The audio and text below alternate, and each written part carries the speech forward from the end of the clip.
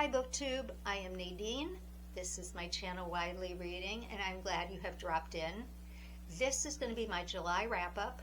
I read 6 books in July, and 3 of them were so absolutely stellar. I really am excited to talk about them. 2 of them were pretty good, and 1, I'll get out of the way now, was my Agatha Christie, and then there were none. I was assured by many people that this is a big favorite. I listened to it on audio, and I just can't get into it. You know, some people don't like chocolate. I guess I'm not crazy about Agatha Christie, but there are other writers, other mysteries in the world. So now let me get to my loved books, and the first one is Hellion by Julia Elliott. And this just won the Carol Shields Prize for Excellence in Fiction by Women. And they are short stories, about 20 to 25 pages, which is my real sweet spot for short stories, you know, long enough that you can really develop a sense of what the characters are like. There could be a big meaty story going on and a satisfying ending. And that's what I found in all of these. And I think it's called Hellions because in every story there is there's a girl who is what I think was a Hellion. She is just somebody who gets in trouble, raises hell, has a good time, and in each of the stories there's Hellions at different ages. Oh, and before I get into them, I want to mention that if I was going to think of a comparable author in terms of style or interest in the uncanny, that kind of thing, tremendous imagination, I would think first Angela Carter, I think, is the closest, but also Kelly Link and Carmen Maria Machado, I would think, are similar. So let me tell you about a few of the stories. So there are some stories that I group by the age of the protagonist. So the Hellions are either teens or tweens, and 3 of them are set in the American South, and they have kind of a Southern Gothic feel to them. And the characters, they remind me kind of a cross between Scout in To Kill a Mockingbird, and like Tom Sawyer. So that kind of adventures in the Southland. But there was one teenage Hellion I want to talk about in particular. This setting is totally different than all the others. It's in a medieval monastery, and the Hellion is Wilda is her name, and she is actually trying to exorcise the Hellion from her, because in this monastery they are told that women are the devil, women are evil, women have to be controlled, and so she's, you know, doing all kinds of physical penance. She walks out in the snow in bare feet. She wears, you know, itchy, scratchy clothing. She forces herself not to sleep, all of these things. But into this monastery comes a new teenage nun who is Aoife. And Aoife is a hell-raising Hellion, and she and Wilda get together, and it so happens that the abbess dies, and Aoife gets a key to her room, and they go in there, and let's just say there's no austerity in the abbess's room, and the two just have a Hellion of a time. So then there are sort of Hellions in their 20s, and one takes place in kind of a nearish future, where she works for a virtual reality kind of home makeover show. So that's during the day, but at night she is the Moon Witch in a prehistoric VR game, and yeah, she lets loose there. Let's see, 2 of the other kind of 20-ish Hellions. One is a grad student who is kind of bitten by a wolfmanish kind of professor, and she goes on a berserker that scares the hell out of the Wolfman professor. And the last one is a grad student working on her dissertation in a cabin out in the woods, and all kinds of things bedevil her in her cabin, but damn it, she's finishing that dissertation. My next super spectacular book was Cuddy by Benjamin Myers, and this won the 2023 Goldsmiths Prize for fiction that breaks the mold or extends the possibilities of the novel.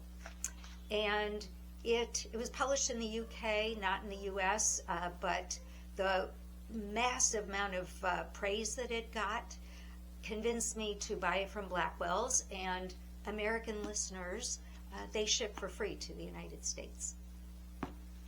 So this is the story of the building of Durham Cathedral, created to house the remains of Saint Cuthbert, who is a monk from I think he died in like 667 or something.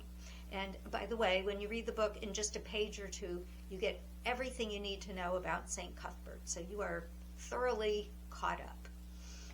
The parts of the book in the beginning, which are these sections that are in the Middle Ages or mid-Middle Ages maybe, they are the ones where breaking the bounds of fiction happened.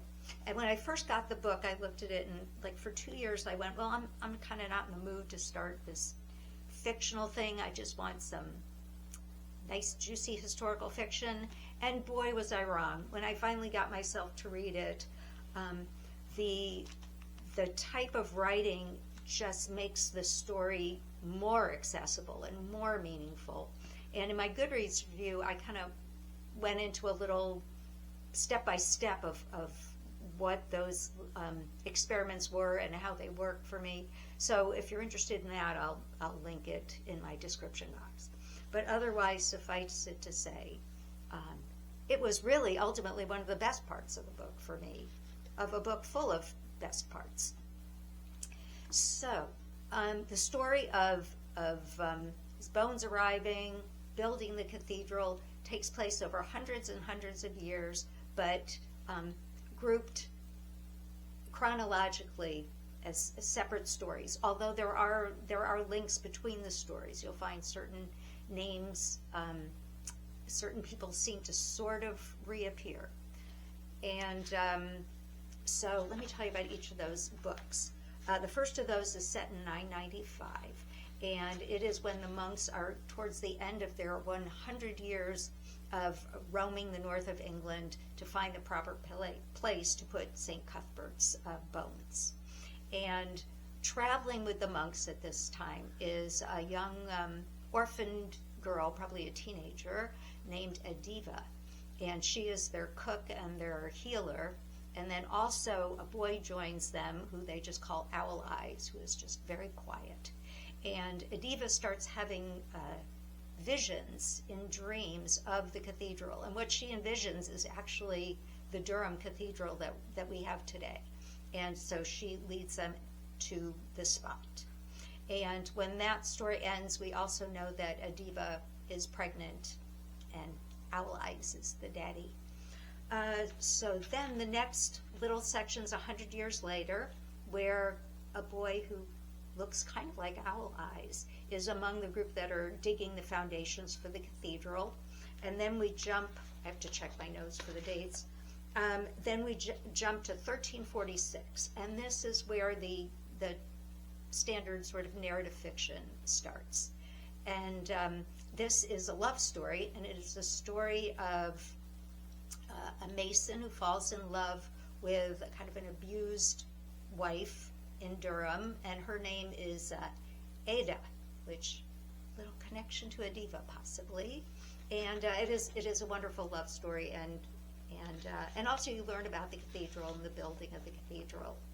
The next is an interlude in 1650, which is a little play, a very short play, narrated by the cathedral itself.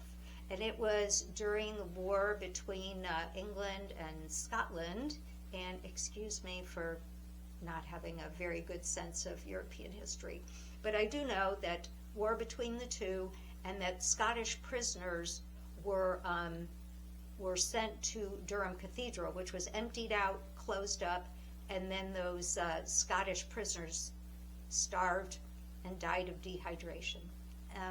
Short thing narrated by the cathedral. Next, we jump to 1827, when a very obnoxious and snooty historian, archaeologist, kind of professor guy, I believe that's the official term, Professor Guy, is called there, and he is haunted by certain people we recognize from the past. And following that, the final story takes place in 2019, and it is of a young man who is trying to eke out a living with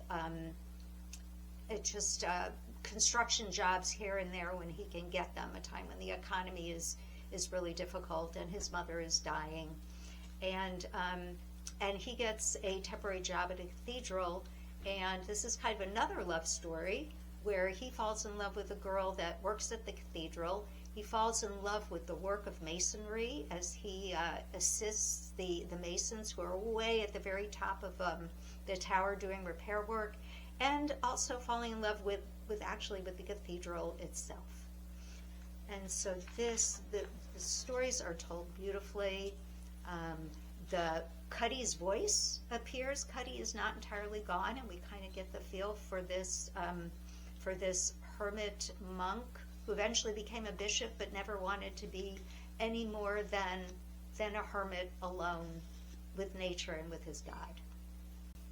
The last super duper great book I want to talk to you about is Seascraper, and that is by Benjamin Wood, and it was on the short list for the Booker Prize. I'm probably the last person in the English-speaking world to have read this book, but in case someone out there hasn't, I'll give you my little 2 cents about it. So the story takes place in a beach in the northwest shore of England, and it's set in the 1960s, and it is about Thomas Lett. He is a 20-year-old who is what they call a shanker, which means that he goes out in a horse and cart and scrapes a low-tide beach for shrimp. The rest of the shrimpers have entered the 20th century. They use boats. They go further out to sea where shrimp are more abundant. But Thomas is just stuck in the life that his grandfather and his great-grandfather had. And he's sort of too poor to get out of it, in a way. And he just lives with his mother. And he does have dreams. He would love to woo and marry his best friend's sister. He would love to play guitar in a local folk band, but there appears to be no way out until a Hollywood filmmaker appears, and he sees Thomas out on the beach, and it's just the kind of setting that he's looking for his film. So he talks to Thomas and pays him what for Thomas is quite a lot of money to learn about what he does. And the story does not go in sort of a typical Hollywood fashion you would think of, but it's a great plot, great momentum. And what was special about this book for me was the character study of Thomas Lett, and to delve so deeply into such a quiet internal person in a way that almost kind of respects his privacy, and it was just a beautiful book. And I'll close out by talking about one of the books that was really good, but didn't quite work for me, and that is the space opera Slow Gods by Claire North. And I was really attracted to this book just because when it came in from the library, it was brand new, and it just looked so juicy. I just had to read it right away. And it did what good big space opera books do, which is it asks the fundamental questions, the nature of being human, what is good, what is evil, all that stuff. And it was strong in the world building, very creative. I especially liked the nonviolent worlds. And so that was all strong, but where it fell down to me especially was in character development, in particular of two of the main characters. A bunch of the minor characters were much stronger for me. But the main character, protagonist, his name is Maw. Much longer name, but shortened to M-A-W.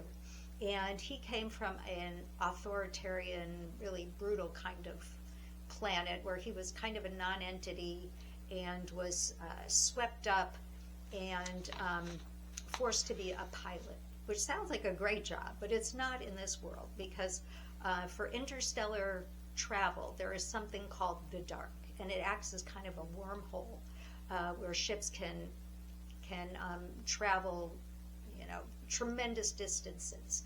But the problem is that the dark kind of consumes the pilots. They usually don't survive, or they survive and their mind is so crazed that they can't function anymore. And so Ma is one of those expendables. But he returns, and what happens is he did sort of fragment, but the dark put him back together. And when he was put back together, he had an element of the dark within him. And the motivating factor of the dark is curiosity, but it is kind of an amoral, cruel curiosity. And so the idea is that Ma carries this inside of him, and he is kind of a ticking time bomb ready to go off, but at any time. But I really didn't feel it. I didn't understand. It wasn't quite enough of him and how he felt about that. I think there was a kind of a sense that he was kind of had an element of autism to him, but again, that kind of came and went, didn't really stick. And then most important of all, slow. Which is what intrigued me about the title, Slow Gods. Anything with gods or eternity or universe or anything always attracts my attention. And so saying much about the slow would be a spoiler, so I'm not going to do that. But I'll only say that my biggest problem with it is that when slow was given voice in the book, on the page, it was all in capitals. So slow, pages and pages of slow talking in capital letters, and all I could think is, why is Slow yelling? Surely there was a better font for Slow that would show that it was important, but not yelling. And that just, that just kind of blew it for me.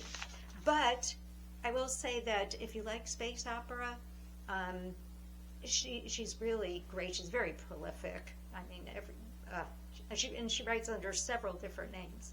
But many people have loved this book and have gotten a lot out of it and didn't get hung up on the things that I did. So I think that's all I'm going to do today. And thank you for sticking with me on my rambles. But hopefully you found something interesting here. And let me know if you've read any of them. Let me know what your July, August reading is like, because we're now midway through August. And otherwise, be good, be kind, be well, and I'll see you soon.